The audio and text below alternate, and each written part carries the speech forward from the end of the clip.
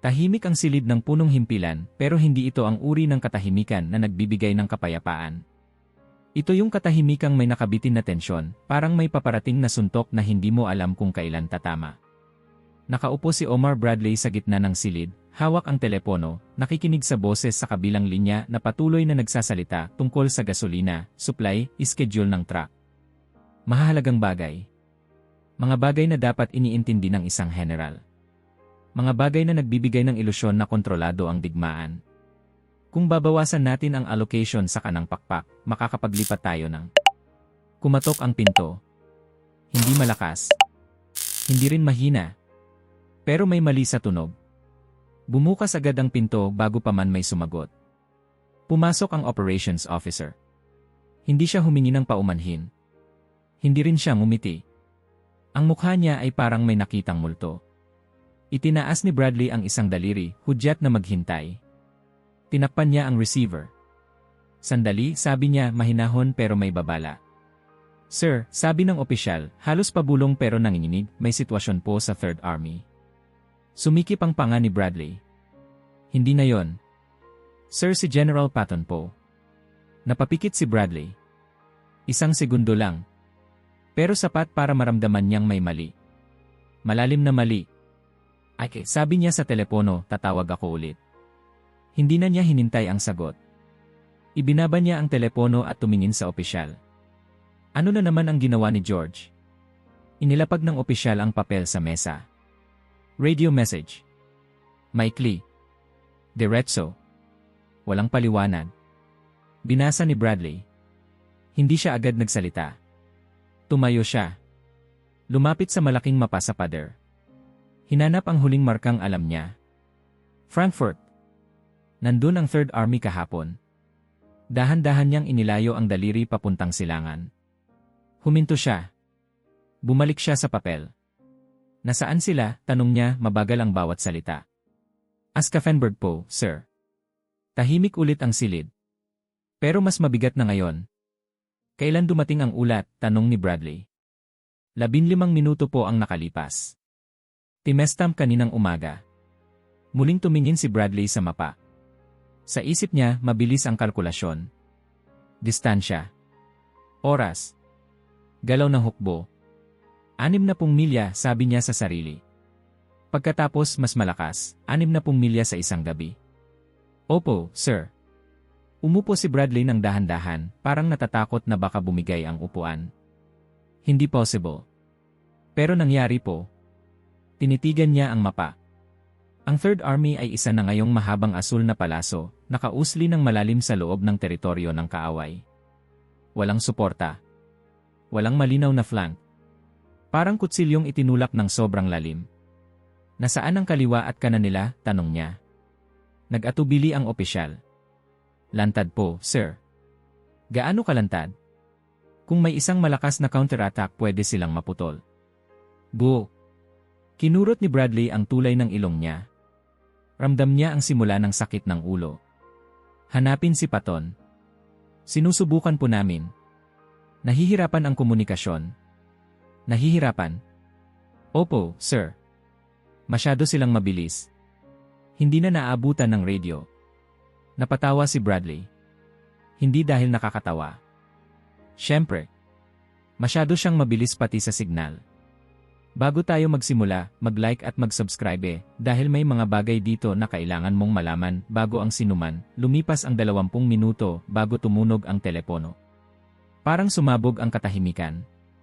George, sabi ni Bradley agad. Brad, masiglang sagot sa kabilang linya. Nakuha mo ba ang ulat ko? Nakuha ko.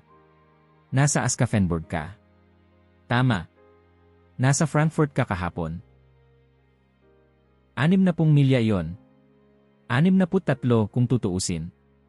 Huminga ng malalim si Bradley. George, hindi pwedeng mag-advance ng 60 milya sa isang araw. Bakit hindi? Bakit hindi? Halos mapataas ang boses ni Bradley. May mga German division sa pagitan. Meron dati, sagot ni Patton. Umalis na sila. George. Brad, nakikita ko mismo. Tumatakbo sila. Kung titigil ako, babalik ang loob nila. Kung tuloy-tuloy, tapos na sila. Tahimik si Bradley. Dahil may bahagi sa kanya na ayaw aminin ang iniisip niya. Paano kung tama siya? Saan ka pupunta? Tanong niya. Rosberg. Pagkatapos Nuremberg. Tapos tingnan natin. Hindi kita pwedeng payagan basta-basta. Huwag mo akong pigilan, sagot ni Patton, kalmado pero matigas. Tahimik ka lang. Ibinaba ang linya. Tinitigan ni Bradley ang telepono. Ibinaba niya. Sir, tanong ng opisyal. Sabihin mo sa staff, sabi ni Bradley, pagod na pagod ang boses, na umaabante ang Third Army. Nasaan po sila, sir?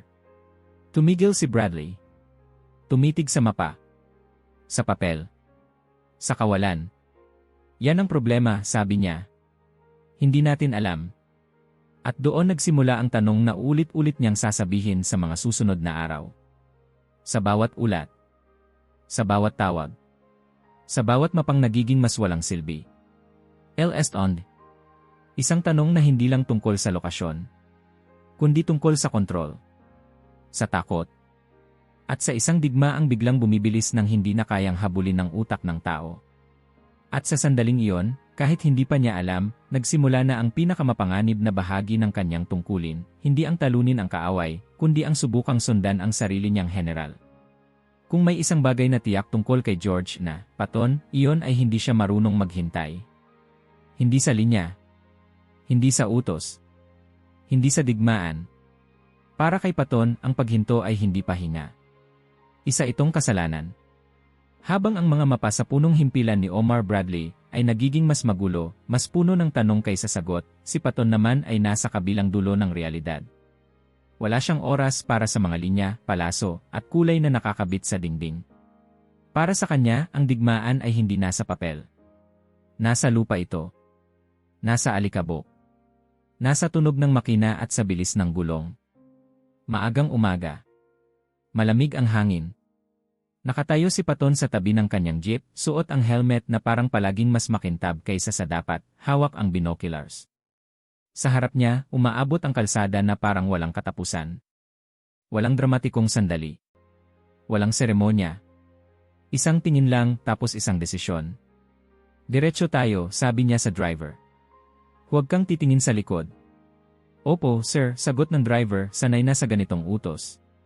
Para kay Patton, ang bilis ay hindi taktika. Isa itong paniniwala.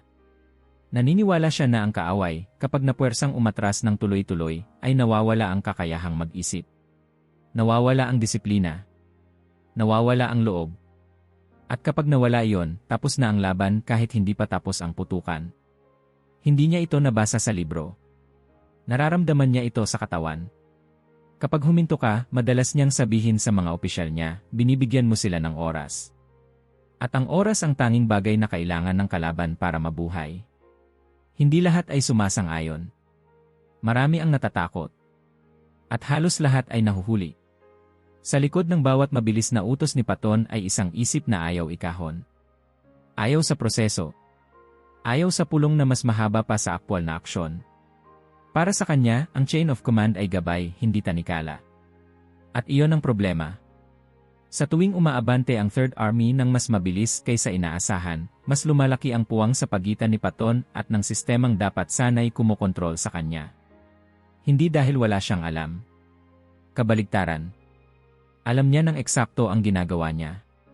Ang ayaw niya ay ipaliwanag ito habang ginagawa niya. General, minsang sabi ng isang opisyal, pilit ang lakas ng loob, wala pa po tayong kumpirmasyon sa flank. Tumingin si Patton sa kanya, diretsyo. Hindi galit. Hindi rin nakangiti. Kung maghihintay tayo ng kumpirmasyon sa lahat ng flank, matatapos ang digmaan na nasa mapa pa rin tayo. Tumahimik ang opisyal. Hindi ito yabang. Isa itong pilosopiya. Para kay Patton, ang digmaan ay kompetisyon ng loob. At ang bilis ay sandata. Habang ang ibang general ay nag-iisip kung paano protektahan ang kanilang posisyon, iniisip ni Patton kung paano ito iiwan agad. Ang lugar na sinakop ay hindi tagumpay. Ang susunod na lugar ang mahalaga. Ito ang dahilan kung bakit madalas siyang nauuna. At kung bakit madalas siyang mag-isa. Sa isang maliit na baryo na halos walang pangalan, huminto ang jeep. Bumaba si Patton, tumingin sa paligid. Walang putok. Walang galaw. Isang sundalong Aleman ang lumabas mula sa isang gusali, itinaas ang kamay. Isa pa. Tapos 5. Tapos 10. Sir, sabi ng isang aide, sumusuko sila. Tumango lang si Paton. Natural. Wala na silang hinahabol. Hindi niya nakita ang sarili bilang bayani. Hindi rin siya interesado sa imahe ng kontrabida. Para sa kanya, ang digmaan ay isang problema na kailangang tapusin sa pinakamabilis na paraan posible.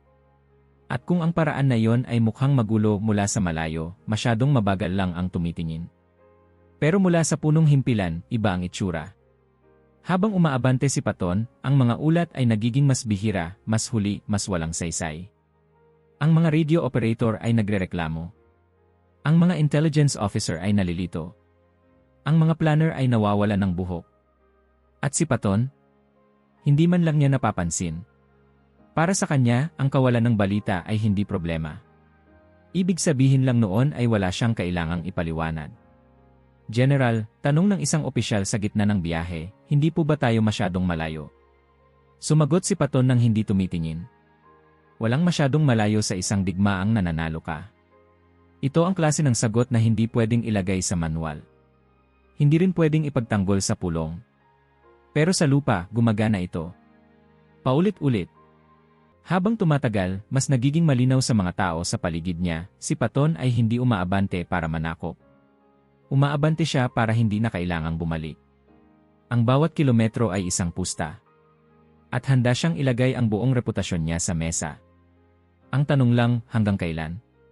Sa gabi, habang ang iba ay nagpapahinga, si Paton ay nakaupo sa isang mesa, may hawak na mapa, hindi para markahan ang nasakop na, kundi para hanapin ang susunod na linya na pwedeng lampasan.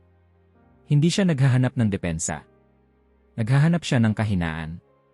At kapag nakita niya ito, hindi siya humihingi ng pahintulot. Kung mali ako, minsan niyang sinabi sa sarili, mamamatay ako ng mabilis. Kung tama ako, matatapos ang digmaan. Sa isip niya, patas na palitan iyon. Hindi alam ni Omar Bradley ang lahat ng ito sa sandaling iyon. Ang alam lang niya ay may isang general na hindi sumusunod sa inaasahang ritmo. Isang general na parang may sariling orasan. At ang orasan na iyon ay palaging mas mabilis.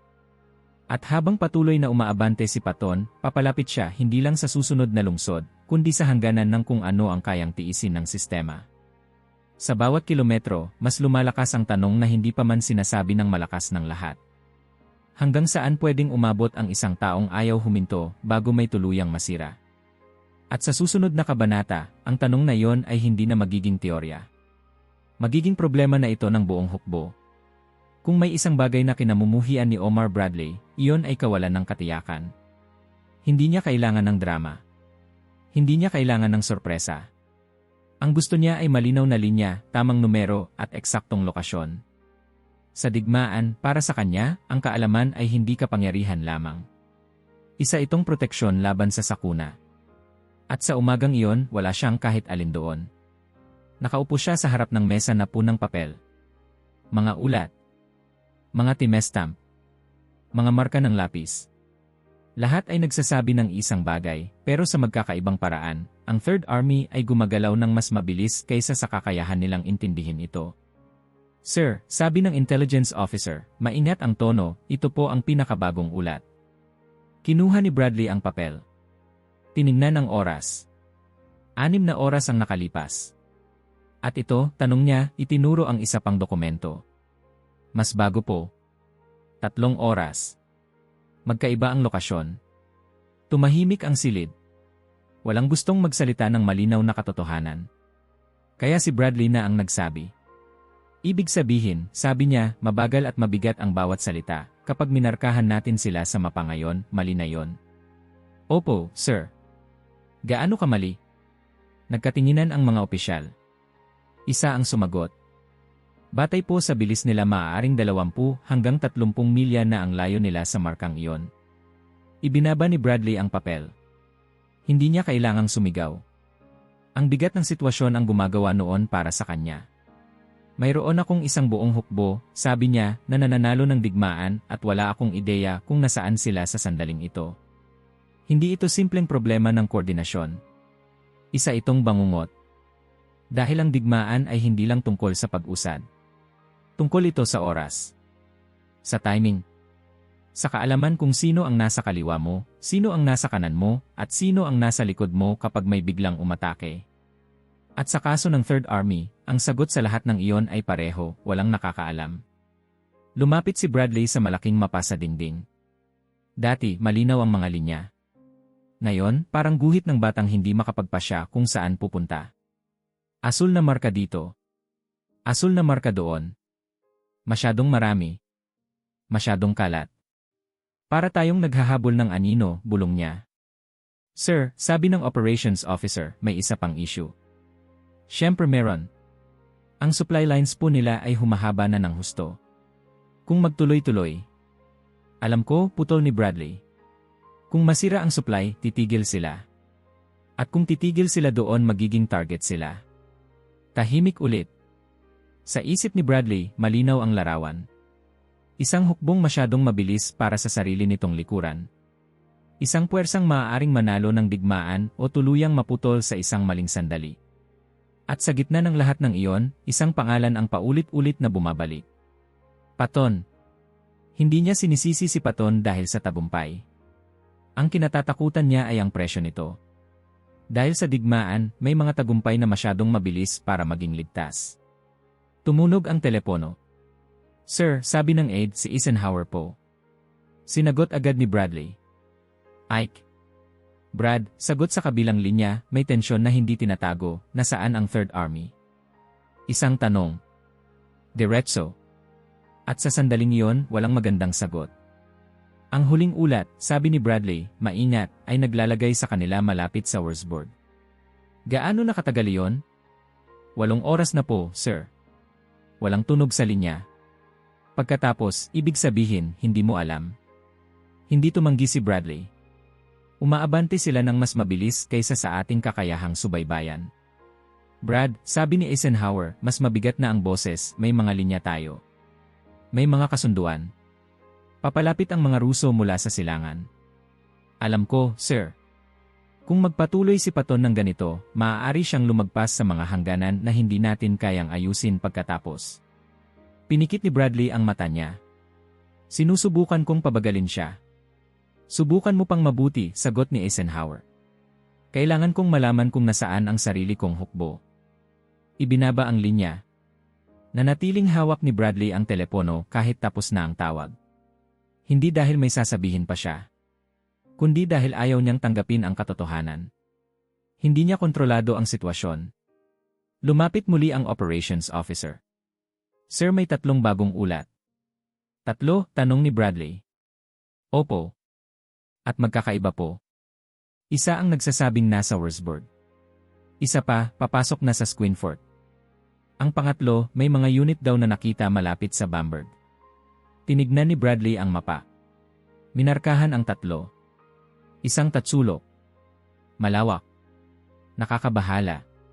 Paano ito posible? Tanong niya. Hindi po sila sabay-sabay, sir, sagot ng opisyal. Sabay-sabay po silang umaabante sa magkakaibang direksyon. Napaupo si Bradley. Ibig sabihin, hindi lang mabilis. Kalat-kalat. Opo, sir. Ito na ang punto kung saan ang bilis ay nagiging problema. Dahil ang bilis na walang sentro ay hindi momentum. Isa itong panganib. Nasaan si Patton? Tanong ni Bradley, kahit alam niyang hindi niya magugustuhan ang sagot. May mahabang katahimikan bago sumagot ang opisyal. Hindi po namin tiyak. Hindi tiyak, ulit ni Bradley. Ang huling kumpirmadong lokasyon po niya ay kaninang umaga. Pero 8 oras na po iyon. Ginagawa niya na naman, bulong ni Bradley. Sir. Wala. Sa sandaling iyon, isang nakakatakot na tanong ang pumasok sa isip niya. Isang tanong na ayaw niyang bigkasin. Dahil kapag binigkas niya yon, magiging totoo. Paano kung hindi lang ang hukbo ang hindi niya masubaybayan? Paano kung pati ang sarili nitong commander ay nawala na sa saklaw ng kontrol? Habang patuloy na umaabante ang Third Army, ang mga ulat ay nagiging mas huli, mas magulo, mas walang silbi. Ang digmaan ay nananalo sa harap pero sa likod, unti-unting nawawala ang kaayusan. At si Bradley, ang taong inatasang magpanatili ng balanse, ay naiipit sa gitna ng tagumpay at kapahamakan. Dahil sa digmaan, may mas masahol pa sa pagkatalo. Ang manalo nang hindi mo alam kung paano. At habang pinagmamasdan niya ang mapa na hindi na makasunod sa realidad, isang bagong tanong ang dahan-dahang umaangat, mas mabigat kaysa sa nauna. Ano ang mangyayari kapag walang nakakaalam kung nasaan ang sarili nilang general? Ang sagot ay paparating na. At hindi ito magiging banayad. May mga sandali sa digmaan na ang kaaway ang nagdadala ng kaguluhan. At may mga sandali na ang kaguluhan ay nagmumula sa sarili mong panig. Para kay Omar Bradley, malinaw na malinaw kung alin ang kinakaharap niya ngayon. Hindi na mapa ang nasa dingding ng punong himpilan. Isa na itong palatandaan ng kabiguan. Mga asul na marka na nagkakapatong. Mga palaso na walang malinaw na direksyon. Mga nota sa gilid na may tandang pananong. Kung titignan ito ng sinuman na hindi bahagi ng staff, iisipin niyang ito ang mapa ng isang hukbong tumatakas, hindi ng isang hukbong nananalo. Sir, sabi ng intelligence officer, halatang pagod na, may panibagong batch ng ulat. Hindi na lumingon si Bradley. Ilagay mo dyan. Ito po ang problema, dagdag ng opisyal. Hindi po sila nagtutugma. Wala na bang nagtutugma? Tanong ni Bradley, tuyo ang boses. Binuksan niya ang unang ulat. May unit ng 3rd Army na nasa Hilaga. Binuksan ang pangalawa. Ang parehong unit ay iniulat na nasa Silangan, 40 milya ang layo. Ang pangatlo ay nagsasabing nakipaglaban daw sila sa isang bayan na hindi pa man lang nila dapat naabot. Alin ang tama? Tanong niya. Lahat ay nanahimik. Sa sandaling iyon, hindi na mahalaga kung alin ang tama. Ang mahalaga ay pare-pareho silang mali. Dahil sa oras na makarating ang impormasyong iyon sa mesa ni Bradley, ang 3rd Army ay wala na roon. Nasa ibang lugar na. Palaging nasa ibang lugar. Parang multo, bulong ng operations officer. Nandyan sila tapos wala na. Tumango si Bradley. Isang hukbong multo. At mas masahol pa, isa itong multong armado. Ang sistema ng militar ay nakasalalay sa isang pangunahing palagay na ang mga unit ay may lokasyon. Na ang lokasyong iyon ay alam. At na ang impormasyon ay dumarating ng mas mabilis kaysa sa galaw ng mga sundalo. Kapag bumigay ang palagay na iyon, ang buong estruktura ay nagsisimulang gumuho. At iyon ang eksaktong nangyayari. Sa communications room, ang mga radio operator ay halos hindi na tumitigil sa pakikinig. Mga signal na paputol-putol. Mga mensahe na may nawawalang bahagi. Mga tawag na hindi na ibabalik. Sir, sabi ng isang technician, kahit direktang linya po sa 3rd Army DAI ay hindi na reliable. Palipat-lipat sila ng relay. Bakit? Tanong ni Bradley, kahit alam na niya ang sagot. Mas mabilis po silang gumagalaw kaysa sa kayang sundan ng kagamitan. Mas mabilis kaysa sa kagamitan. Mas mabilis kaysa sa papel. Mas mabilis kaysa sa utak. Ito ang puntong ang bilis ay hindi na bentahe. Isa na itong panganib na hindi masukat. Lumapit si Bradley sa bintana. Sa labas, tahimik ang kampo. Walang putok. Walang alarma. Kung titignan mo lang ang paligid, iisipin mong kontrolado ang lahat. Pero sa loob ng silid na ito, ang kontrol ay unti-unting nawawala. Nasaan si Patton? Tanong niya muli. May bahagyang pag-aalinlangan bago sumagot ang aide. Wala pa rin pong kumpirmadong lokasyon, sir. Wala kahit isa. May mga ulat po pero hindi tiyak. Sabihin mo. May piloto raw po na nakakita ng isang jeep na may 3 bituin sa bandang Bamberg. 30 milya iyon mula sa huling ulat, sabi ni Bradley. Opo, sir. At may MA checkpoint na naglob ng isang general na dumaan papuntang Silangan. Walang eksaktong oras. Ilang segundo ang lumipas bago nagsalita si Bradley. Posible bang 200 milya na siyang lampas? Nagkatinginan ang lahat. Kung ibang tao po yon, sabi ng operations officer, hindi po. At kung si Patton? Opo, sir. Possible. Hindi na sumagot si Bradley. Dahil alam niyang iyon ang pinaka-nakakatakot na sagot. Kung si Patton ay wala na sa saklaw ng 3rd Army Day, kung siya ay nasa unahan, halos mag-isa, kung gayon hindi na lamang hukbo ang hindi nila makontrol. Ang mismong commander ay naging isang variable na hindi na masusukat. At ang sistema ay hindi marunong humawak ng ganoon. Sa mesa, may isang papel na matagal nang hindi pinapansin ni Bradley. Isang simpleng memo. Nakasaad doon ang responsibilidad ng isang Army Group Commander, koordinasyon, kaalaman, kontrol. Napangiti siya pero walang saya. Maganda sa papel, bulong niya.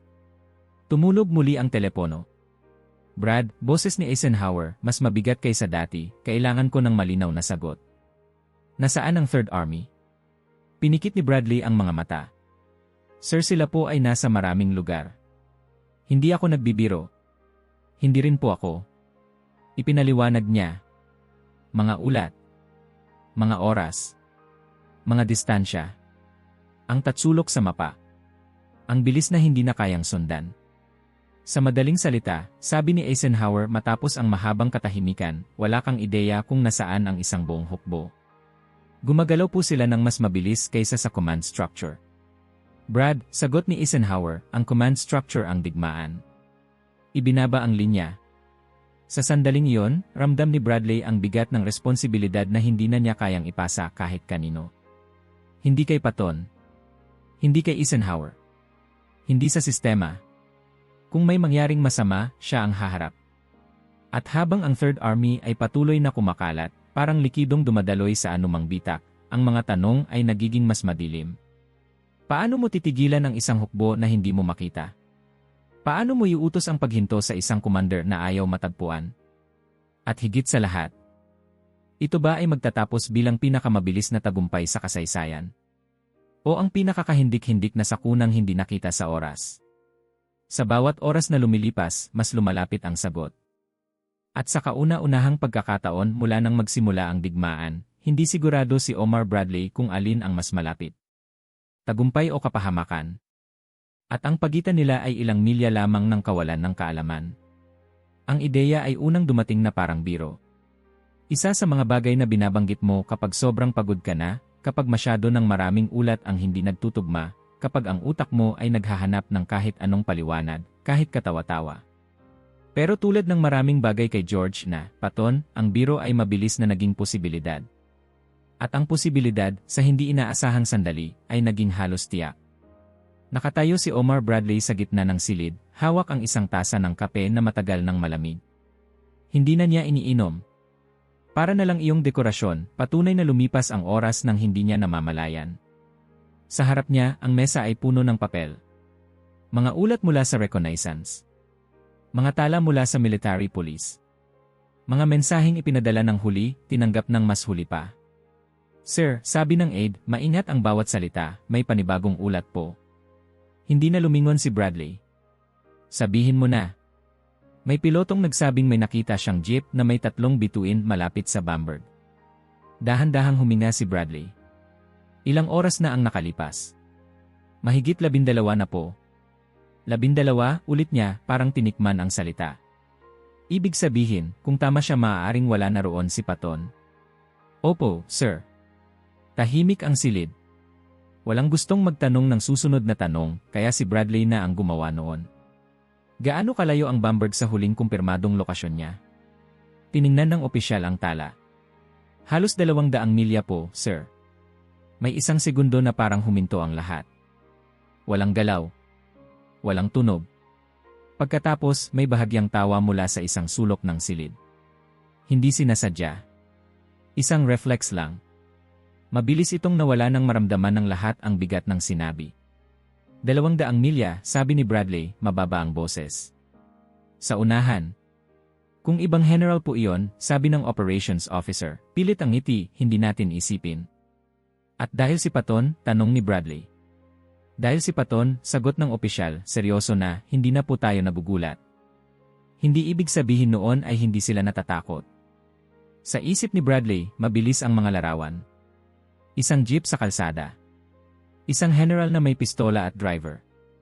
Mga bayan na nadaanan bago pa man malaman ng headquarters na nandyan na ang Third Army. Isang tao na hindi lamang sumusunod sa unahan ng kanyang hukbo, kundi halos nilalamon ito sa bilis. Hindi siya nawawala, sabi ni Bradley sa wakas. Sir, tanong ng aide. Hindi siya nawawala, ulit niya. Pinili niyang mawala. May malaking pagkakaiba ang dalawang iyon. Ang mawala ay aksidente. Ang mawala sa radar ay pagpili. At kung may isang tao sa buong hukbo na gagawa niyon ng may buong kumpiyansa, iyon ay si George Patton. Sa isang banda, may bahagi kay Bradley na gustong matawa. Hindi dahil nakakatawa ang sitwasyon, kundi dahil halos eksakto itong inaasahan. Kung may gagawa ng ganito, syempre si Paton yon. Parang natural na batas. Parang ulan. Parang bagyo. Pero ang tawa ay hindi nagtatagal kapag sinimulan mong isipin ang implikasyon. Kung si Paton ay 200 milya sa unahan, ibig sabihin ay lampas siya sa linya ng suporta. Lampas sa agarang proteksyon. Lampas sa kakayahang tulungan kung may mangyari. Ibig sabihin, isang bala, isang maling liko, isang maling hinala, at mawawala ang isang 3-star general sa gitna ng teritoryong hindi pa ganap na kontrolado. Sir, sabi ng intelligence officer, may tanong po ang staff. Alam ko na, sagot ni Bradley. Dapat ba natin siyang hanapin? Opo, sir. Tumitig si Bradley sa mapa. Sa wakas, umiling siya. Hindi. Nagkagulo ang mga tingin. Sir, kung gusto niyang matatagpuan natin siya, paliwanag ni Bradley.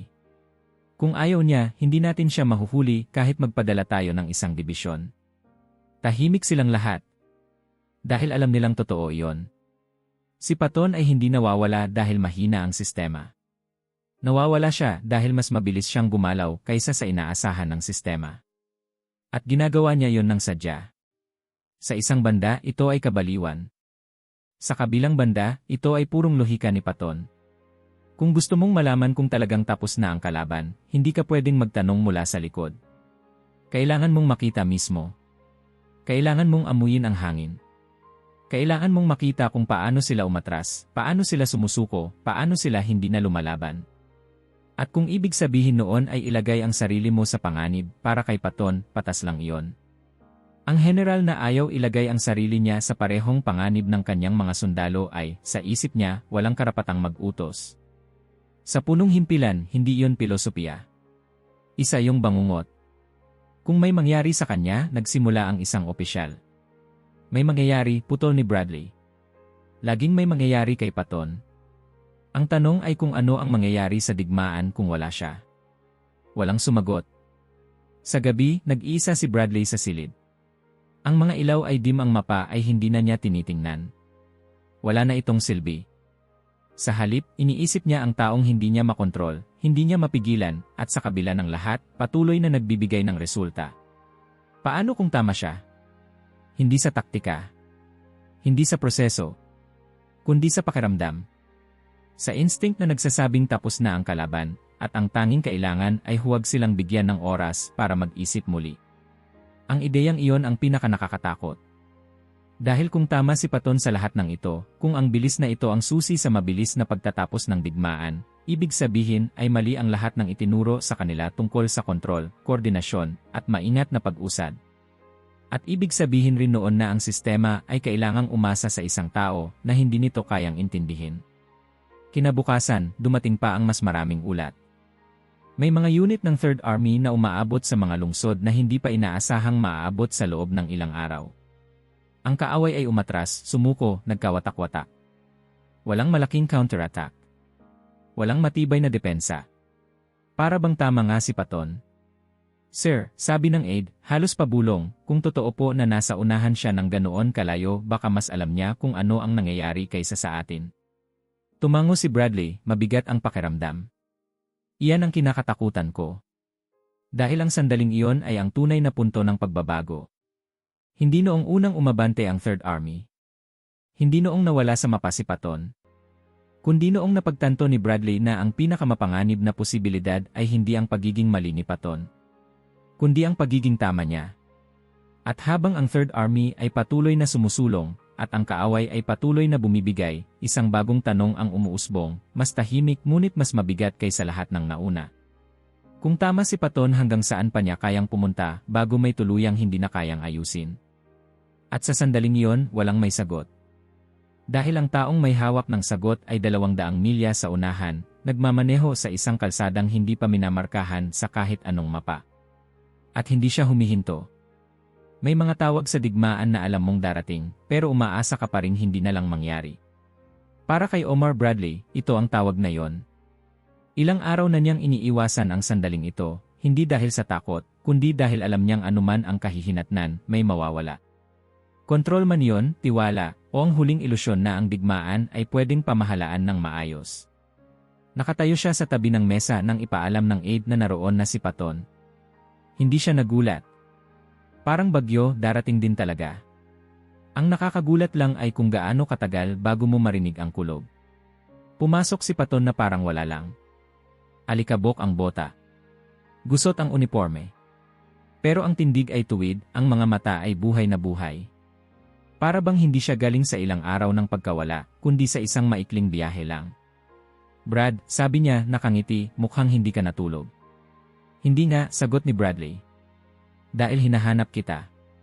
Hindi naman ako nawawala, sagot ni Paton, parang nagtataka pa. Alam ko kung nasaan ako. Ang problema, sabi ni Bradley, mabigat ang tono, ay walang ibang may alam. Bago pa makasagot si Paton, tumunog ang telepono. Direktang linya.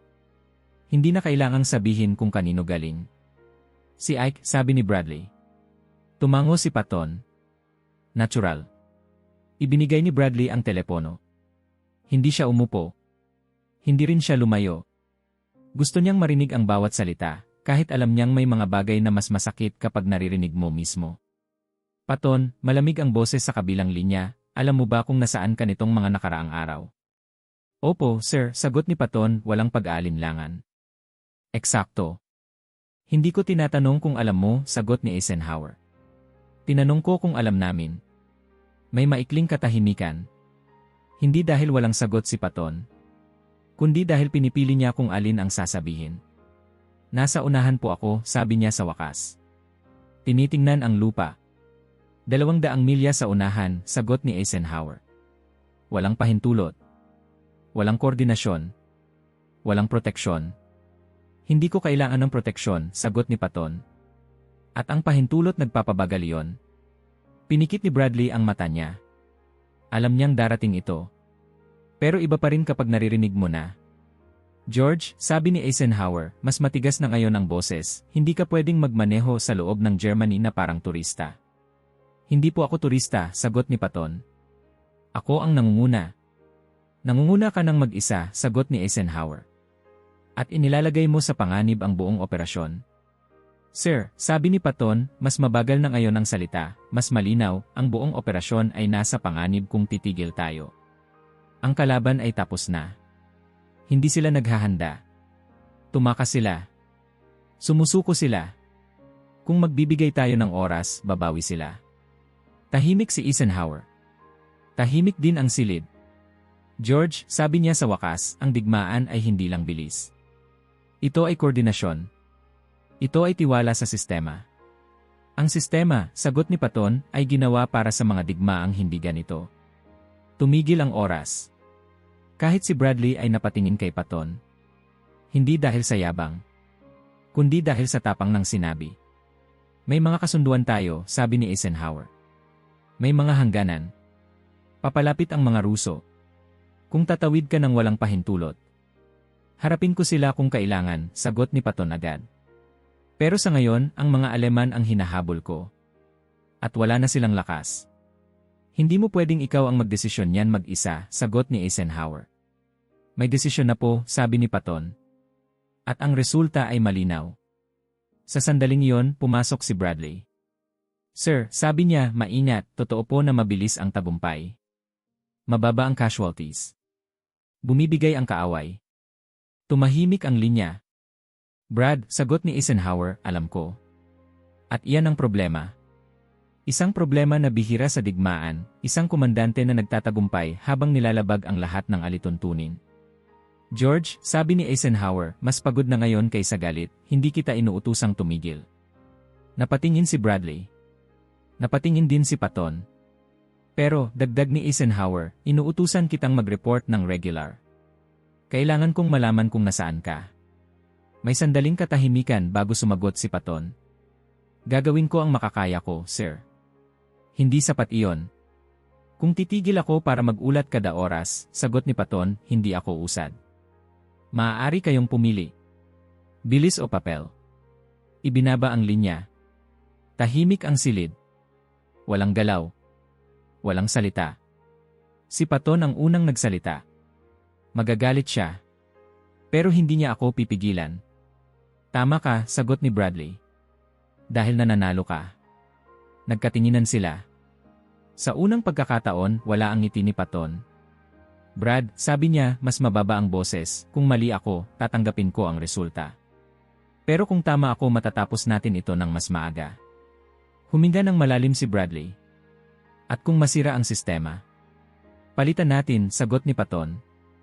Hindi iyon sagot na nagbibigay ng ginhawa. Isa itong sagot na nagbibigay ng tanong. Umalis si Patton ilang minuto pagkatapos. Walang drama. Walang paalam. Para sa kanya, tapos na ang usapan. May kalsadang naghihintay. Naiwan si Bradley sa silid, mag-isa. Ang telepono ay tahimik. Ang mapa ay hindi na niya tiningnan. Ang nasa isip niya ay ang tanong na hindi niya masagot. Ano ang mas mahalaga sa digmaan? Ang kontrol o ang resulta? At mas masakit pa, ano ang mangyayari kapag pinili mo ang resulta at hinayaan mong gumuho ang kontrol? Sa labas, patuloy ang pag-usad ng Third Army. Walang hinihintay. Walang tigil. At sa bawat kilometro, mas lumalapit sila sa tagumpay at sa gilid ng isang sistemang hindi na sigurado kung kaya pa nitong yumuko. O kung tuluyan na itong mababali. Walang malaking anunsyo. Walang sandaling pwedeng ituro at sabihin, dito bumilis ang digmaan. Pero ramdam ito ng lahat. Parang biglang may humatak sa oras at pinabilis ang takbo nito. Ang mga araw ay naging mas maikli. Ang mga ulat ay naging mas kakaiba. At ang balita mula sa unahan ay dumating hindi na may tanong, kundi may resulta. Umaabante ang Third Army. Hindi dahil may bagong utos. Hindi dahil may bagong plano. Kundi dahil hindi ito huminto kailanman. Sa mga lungsod na dating inaasahang maaabot sa loob ng isang linggo, dumarating ang mga unit makalipas lang ang ilang araw. Sa ilang kaso, ilang oras. Ang mga Aleman ay umatras ng walang laban. Ang iba ay sumuko bago pa man makalinya ang mga baril. May mga sundalo na nagtataka kung nasaan na ang digmaan na pinaghahandaan nila. Sir, sabi ng isang batang opisyal kay Bradley habang binabasa ang ulat, wala pong malaking engagement. Tumango si Bradley, pagod ang mga mata. Iyan ang engagement. Ang kawalan ng laban ay naging palatandaan ng tagumpay. Isang kakaibang konsepto pero malinaw ang epekto. Kaunti ang casualties. Mabilis ang pag-usad. At ang kaaway ay parang natunaw sa harap nila. Sa papel, ito ang pangarap ng bawat general. Sa realidad, isa itong bangungot ng kontrol. Ang mga ulat ay patuloy na dumarating ng huli. Ang mga linya ng supply ay humahaba na parang goma na handang mapatid. Ang mga opisyal sa headquarters ay natutong huwag nang itanong kung eksakto kung nasaan ang Third Army sa sandaling iyon. Ang tanong na lang ay kung gaano pa kalayo ang narating nila mula noong huling ulat. Si Bradley ay natutong magbasa sa pagitan ng mga linya. Kapag sinabing secured, ibig sabihin ay tapos na. Kapag sinabing di approaching, malamang ay lampas na sila. At kapag walang ulat, ibig sabihin ay may ginagawa si Patton na ayaw ipaliwanag. Hindi ito bahagi ng kahit anong manual. Sa gabi, madalas mag-isa si Bradley sa silid. Ang mga ilaw ay mababa. Ang mga mapa ay nandyan pa rin pero hindi na siya umaasa sa kanila. Mas umaasa siya sa pakiramdam. Sa ritmo. Sa isang uri ng intuwisyon na ayaw niyang aminin na natutunan niya kay Patton. Isang gabi, may ulat na dumating na nagmarka ng isang lungsod bilang liberated. Tiningnan ni Bradley ang oras. Kung tama ang hinala niya, nangyari yon kahapon pa. O mas maaga. Parang hinahabol natin ang sarili nating anino, sabi niya sa aide. Sir, sagot ng aide, nanalo naman po tayo. Napangiti si Bradley, pero walang tuwa. Pero may presyo. Ang presyo ay hindi nasusukat sa bilang ng namatay. Nasusukat ito sa pagod. Sa tensyon. Sa pakiramdam na may hawak kang manibela ng sasakyan na tumatakbo ng mas mabilis kaysa sa kaya mong kontrolin. Si Patton, sa kabilang banda, ay tila walang pakialam sa presyo. Patuloy siyang umaabante, patuloy na nag-uutos, patuloy na gumagawa ng desisyon na parang ang digmaan ay personal na karera.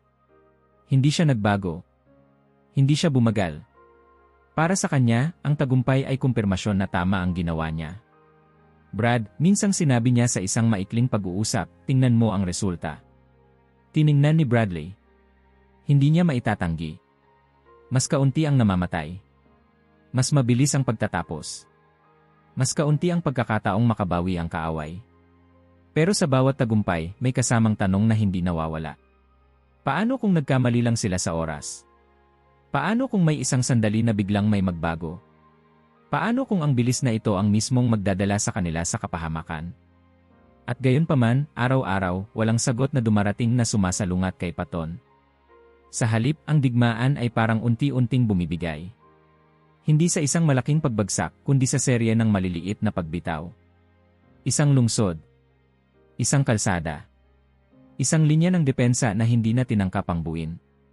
Para sa mga sundalo sa unahan, malinaw ang pakiramdam. Tapos na ito. Ang tanong na lang ay kung kailan. Para kay Bradley, mas komplikado. Dahil habang papalapit ang katapusan, mas malinaw din ang naiwan. Isang sistema na kailangang yumuko para manalo. Isang chain of command na naging flexible hanggang sa halos hindi na makilala. At isang general na pinayagang magpatuloy hindi dahil siya ay sumusunod, kundi dahil siya ay nananalo. Isang gabi, habang naglalakad si Bradley sa labas ng punong himpilan, narinig niya ang halakhakan ng ilang sundalo. Nagkukwento sila tungkol sa bilis ng Third Army. Parang alamat na. Parang kwento ng isang tao na laging nauuna, laging nandyan bago pa man inaasahan. Si Paton daw, sabi ng isa, nasa susunod na bayan na bago pa man makarating ang balita. Napahinto si Bradley. Hindi siya galit. Hindi rin siya natutuwa. Ramdam niya lang ang bigat ng katotohanan, ang digmaan na ito ay hindi matatapos sa paraan na itinuro sa kanila. At iyon ang gantimpala at parusa ng sabay. Ang gantimpala, isang mabilis na tagumpay. Ang parusa, ang pagkasira ng ilusyon na ang lahat ay pwedeng kontrolin. Sa mga sumunod na araw, mas malinaw ang hulma ng katapusan. Ang Third Army ay patuloy na umaabante, parang alon na hindi na mapipigilan. Ang mga ulat ay hindi na puno ng tanong, kundi ng pagtatapos. At si Bradley, kahit pagod, kahit drained, ay nagsimulang tumanggap ng isang bagay na matagal niyang nilabanan. Minsan, ang digmaan ay hindi na nanalo dahil sa perpektong plano. Nanalo ito dahil may isang taong tumangging huminto. Hindi ibig sabihin noon ay tama si Paton sa lahat. Ibig sabihin lang ay sa sandaling iyon, sa digmaang iyon, gumana ang kaguluhan. Gumana ang bilis. Gumana ang desisyong ginawa sa unahan, hindi sa likod ng mesa. At iyon ang dahilan kung bakit masakit ang tagumpay na ito. Dahil alam ni Bradley na hindi ito pwedeng ulitin ng basta-basta. Hindi ito aral na pwedeng ilagay sa libro at sundin ng lahat. Isa itong tagumpay na nakasalalay sa isang tao. Sa kanyang loob. Sa kanyang tapang. Sa kanyang kakayahang sumugal. At ang mga digmaan na nananalo sa ganoong paraan ay bihira. Habang papalapit ang wakas, isang bagay ang malinaw, ang Third Army ay nagwagi sa paraang hindi inaasahan, hindi inaprubahan, at hindi kailanman magiging komportable para sa mga taong tulad ni Bradley. Pero nagwagi pa rin. At sa digmaan, minsan iyon lang ang binibilang ng kasaysayan. Sa susunod na kabanata, ang tanong ay hindi na kung paano sila nanalo, kundi kung ano ang iniwan nila sa likod. May mga salitang hindi planadong maging mahalaga. Hindi sila ipinanganak bilang kasabihan. Hindi sila idinisenyo para maging simbolo. Lumalabas lang sila sa bibig ng isang tao, sa maling oras, sa gitna ng pagod, at saka biglang kumakapit sa lahat ng bagay na nangyayari. Para kay Omar Bradley, 4 na salita lang yon. El est on. Una niya itong nasabi ng may inis. Sunod, may takot. Pagkatapos, may pagod na tawa. At sa bandang huli, may halong paghanga na ayaw niyang aminin kahit kanino. Sa mga huling linggo ng digmaan, halos reflex na niya itong sinasabi. Kapag may bagong ulat. Kapag may bagong lungsod na nahulog ng mas maaga kaysa inaasahan. Kapag may opisyal na papasok sa silid na may hawak na papel at mukhang hindi sigurado kung anong sasabihin. El est on. Hindi na talaga tanong iyon. Isa na itong reaksyon. Isang paraan para iproseso ang katotohanang ang digmaan ay hindi na gumagalaw ayon sa plano, kundi ayon sa isang tao. At ang taong iyon ay si George Paton. Habang papalapit ang opisyal na pagtatapos, mas maraming oras si Bradley para mag-isip. Hindi na kasing ingay ng dati ang punong himpilan. Mas kaunti ang panik. Mas kaunti ang tawag na may sigaw. Pero kapalit noon ay isang mas mabigat na katahimikan, puno ng tanong na hindi na kailangang sagutin para matapos ang digmaan, pero hindi rin pwedeng baliwalain. Nanalo sila. Iyon ang malinaw. Ang Third Army ay umabante ng mas mabilis kaysa inaasahan ng sinuman. Mas kaunti ang namatay. Mas maaga ang pagtatapos. Sa papel, ito ang perpektong resulta. Pero sa likod ng papel, may bakas na hindi madaling burahin. Si Bradley ay natutong tanggapin na may mga digmaan na hindi na nanalo dahil sa perpektong koordinasyon. Nanalo sila dahil may isang tao na handang itulak ang lahat lampas sa limitasyon. Isang tao na hindi natakot sa kaguluhan at sa katunayan, ginamit pa ito. Ang tanong ay hindi na kung gumana ba yon. Ang tanong ay kung ano ang kapalit. Sa mga pribadong sandali, iniisip ni Bradley kung ano ang mangyayari kung mas marami pang tulad ni Patton. Kung ang bawat general ay magpapasya na ang bilis ay mas mahalaga kaysa koordinasyon. Na ang instinct ay mas mahalaga kaysa utos. Na ang resulta ay sapat na dahilan para baliwalain ang proseso. Alam niya ang sagot. Hindi lahat ng Patton ay Patton. Ang kaguluhan na gumagana ay bihira. Kailangan nito ng tamang tao, tamang oras, tamang kaaway. Kapag mali ang kahit isa roon, ang resulta ay hindi tagumpay kundi sakuna. At iyon ang tunay na bigat ng desisyong ginawa nila. Hindi nila pinayagan si Patton. Hinayaan lang nila siyang magpatuloy. At sa pagitan ng dalawang iyon, may malaking kaibahan. Ang una ay kontrol. Ang ikalawa ay pagtanggap na may mga bagay na hindi mo kayang kontrolin, kahit ikaw ang may responsibilidad. Isang gabi, matapos ang isang mahabang araw na puno ng huling ulat at huling marka sa mapa, naupo si Bradley mag-isa. Walang staff. Walang aid. Isang ilaw lang sa mesa. Sa harap niya, walang papel. Wala na siyang kailangang markahan. Sa halip, binalikan niya ang mga sandaling muntik na siyang mag-utos ng paghinto. Ang mga tawag na muntik na niyang gawing mas matigas. Ang mga sandaling gusto niyang sabihin, tama na. Kung ginawa niya yon, marahil mas maayos ang pakiramdam niya noon. Mas tahimik. Mas kontrolado. Pero mas tatagal ang digmaan.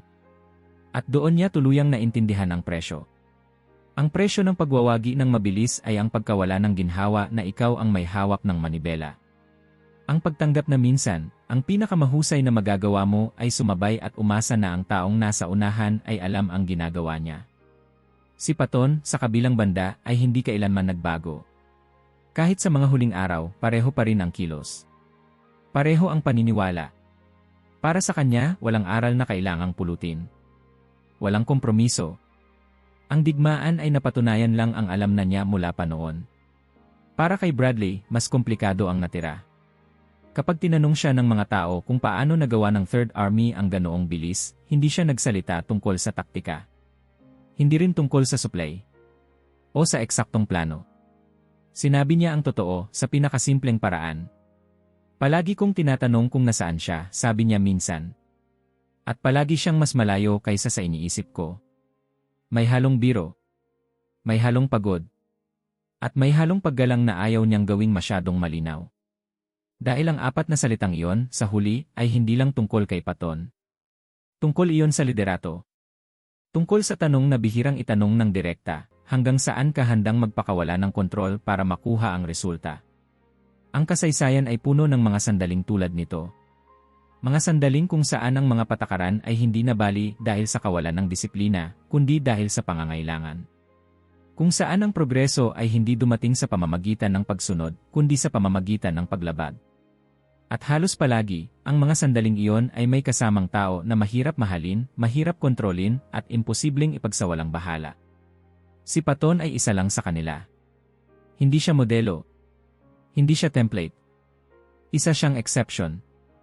At ang problema sa exceptions ay kapag sinubukan mo silang gawing patakaran, doon nagsisimula ang tunay na kaguluhan. Kaya ang tanong na iniwan ng digmaang ito ay hindi kung tama ba si Patton. Ang tanong ay kung kailan at gaano kadalas ang kasaysayan ay umuusad dahil may isang taong tumangging sundin ang lahat ng alituntunin. Ilang beses na bang nangyari yon? Ilang tagumpay ang hindi sana nangyari kung may humila sa preno? At ilang sakuna ang nangyari dahil mali ang taong hinayaang magpatuloy? Iyan ang mga tanong na hindi natatapos sa isang digmaan. Paulit-ulit silang bumabalik sa iba't ibang anyo, sa iba't ibang panahon. At iyon ang dahilan kung bakit mahalaga ang kwentong ito. Hindi dahil kay Patton. Hindi dahil kay Bradley. Kundi dahil sa sandaling pinili nilang hayaan ang kaguluhan na gumana. Kung gusto mong ipagpatuloy ang ganitong mga kwento, mga sandali kung saan ang kasaysayan ay nagbago hindi dahil sinunod ang plano, kundi dahil may sumuway dito, manatili ka.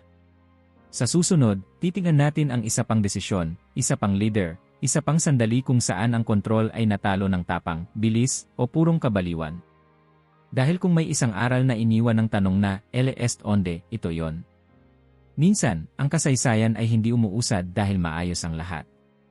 Umuusad ito dahil may isang taong ayaw huminto. At ang presyo ng pagpayag doon ay palaging binabayaran pagkatapos. Kung naabot mo na ito, mag-iwan ng like at mag-subscribe dahil ang mga balitang tulad nito, ikaw ay dapat. Ang unang nakaalam.